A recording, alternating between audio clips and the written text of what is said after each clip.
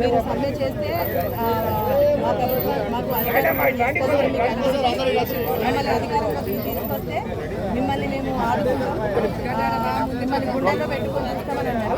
అదే ఉద్దేశంతో మేము రేవంత్ రెడ్డి గారికి గెలిపించుకోవడం జరిగింది. కానీ గెలిపించుకున్న తర్వాత అప్పుడు సకలజనుల సమ్మె చేసినప్పుడు 24 రోజులు చేస్తే మేము ఆర్టీసీ వాళ్ళు చేయడం వల్లనే తెలంగాణ వచ్చింది.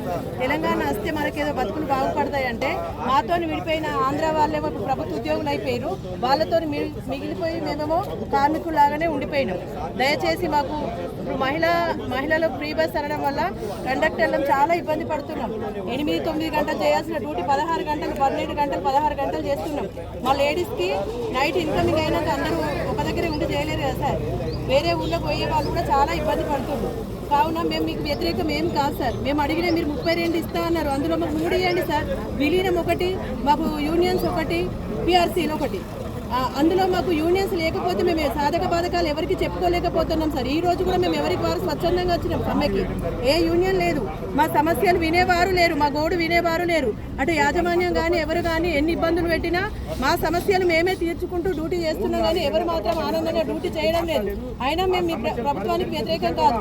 మీరు ఎట్లా అంటే బాధ్యతలు మోపినా మేము చేయడానికి సిద్ధంగా ఉన్నాం. కానీ ఇప్పుడున్న పరిస్థితులలో నిత్యావసర ధరలు పెరగడం కానీ, పిల్లల ఫీజులు పెరగడం కానీ, ఈ 10 ఏళ్ల నుండి ఉన్న జీతాలు మాకు సరిపోవడం లేదు సార్. దయచేసి మాకు యూనియన్లు ఇప్పియండి, మమ్మల్ని విలీనం చేసుకోండి సార్. మీకు ఎప్పటికీ మేము వ్యతిరేకం కాదు, ముందు కూడా మేము సపోర్ట్ ఉంటాం. ముందు కూడా